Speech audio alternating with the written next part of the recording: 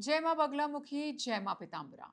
साधकों, क्या आपने कभी सोचा है कि मां बगलामुखी अपने भक्तों को कैसे पहचानती हैं? और उससे भी बड़ा सवाल, क्या मां अपने भक्तों को कोई संकेत भी देती हैं या फिर ये सिर्फ लोगों की अपनी कल्पना है? तो साधकों, तंत्र शास्त्र में एक ऐसी मान्यता है जिसे सुनकर शायद आप हैरान रह जाएंगे। कहा जाता है कि जब किसी व्यक्ति पर मां बगलामुखी की विशेष कृपा शुरू होती है तो उसके जीवन में कुछ ऐसे बदलाव आने लगते हैं जो सामान्य नहीं होते। लेकिन समस्या यह है कि ज्यादातर लोग इन संकेतों को समझ ही नहीं पाते। वो इन्हें संयोग समझ करके नजरअंदाज कर देते हैं और फिर वही अवसर, वही दिव्य संदेश उनके हाथों से निकल जाता है। आज मैं आपको मां बगलामुखी के ऐसे 5 गुप्त संकेत बताने जा रही हूं जो हर वक्त को नहीं मिलते हैं। और आखिरी संकेत तंत्र शास्त्र में सबसे दुर्लभ माना गया है। इसीलिए इस वीडियो को अंत तक जरूर देखना, क्योंकि हो सकता है कि इनमें से कोई संकेत अभी आपके जीवन में भी आपको दिखाई दे रहा हो। पहला गुप्त संकेत, बार बार आपको पीला रंग दिखाई देना। साधकों, मां बगलामुखी को पीताम्बरा देवी कहा जाता है, अर्थात पीले रंग में विराजमान होने वाली देवी। इसीलिए तंत्र शास्त्र में पीला रंग मां की ऊर्जा का प्रतीक माना जाता है। लेकिन रुकिए, ये सामान्य पीले रंग की बात नहीं कर रही हूं मैं बात कर रही हूं उस स्थिति की जब अचानक आपके जीवन में पीला रंग असामान्य रूप से जो है आपको दिखने लगे।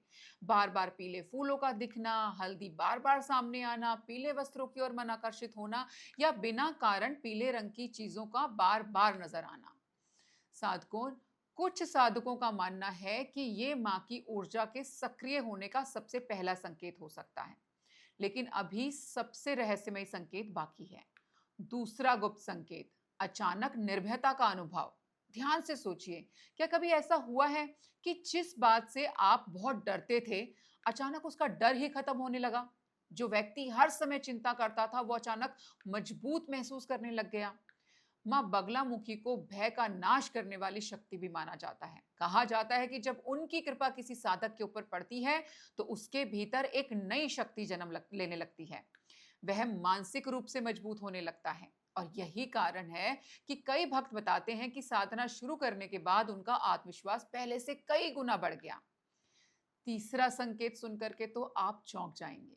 तीसरा गुप्त संकेत है सपनों में मंदिर, दीपक या पीली रोशनी का दिखाई देना। साधकों, सपने केवल सपने नहीं होते। कम से कम तंत्र शास्त्र तो ऐसा नहीं मानता। कहा जाता है कि कुछ सपने केवल मन की कल्पना होते हैं, लेकिन कुछ सपने संकेत होते हैं। और जब किसी साधक को बार बार मंदिर दिखाई दे, दीपक दिखाई दे, घंटियों की आवाज सुनाई दे या पीली रोशनी का अनुभव हो, तो इसे साधारण सपना नहीं माना जाता। कई साधक बताते हैं कि साधना के बाद उन्होंने जब से मां की साधना शुरू करी, उनको जो है सपने दिखने शुरू हो गए। लेकिन रुकिए, यहाँ एक महत्वपूर्ण बात को समझना बहुत आवश्यक है। हर सपना दिव्य संकेत नहीं होता, इसीलिए किसी भी सपने को देख करके तुरंत निष्कर्ष पर मत पहुंचिए। लेकिन अगर वही सपना बार बार आ रहा है आपको और उसके साथ आपके जीवन में सकारात्मक बदलाव भी होने लगे, तो फिर उसको गंभीरता से देखना चाहिए। चौथा गुप्त संकेत, नकारात्मक लोगों का अचानक से दूर हो जाना। साधकों, यह संकेत सुनकर शायद आपको आश्चर्य होगा, लेकिन तंत्र शास्त्र में इसे बेहद महत्वपूर्ण माना गया है। ध्यान से सोचिए, क्या आपकी जिंदगी में कभी ऐसा हुआ है कि कुछ लोग अचानक आपसे दूर हो गए? जो पहले हर समय आपके आसपास रहते थे, वो धीरे धीरे गायब होने लगे।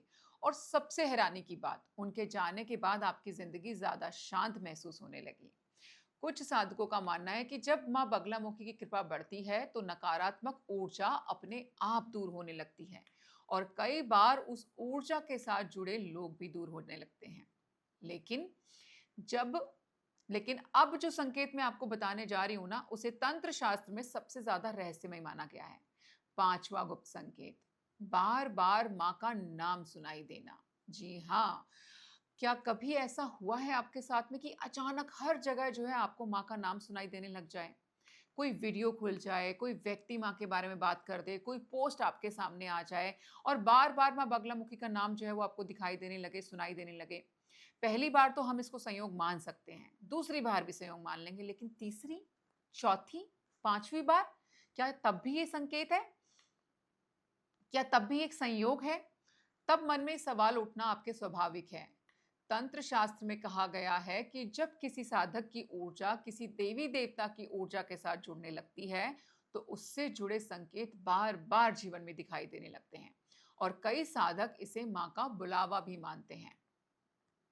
सबसे महत्वपूर्ण बात तो अभी बाकी है। क्या हर संकेत सच में माँ की कृपा का प्रमाण होता है?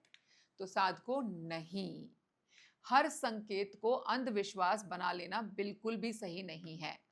तंत्र शास्त्र भी विवेक की बात करता है। अगर कोई व्यक्ति हर घटना को चमत्कार मानने लगेगा तो वह भ्रम में पड़ सकता है। इसीलिए संकेतों को श्रद्धा से देखिए, लेकिन बुद्धि का भी जो है आपने साथ लेना है।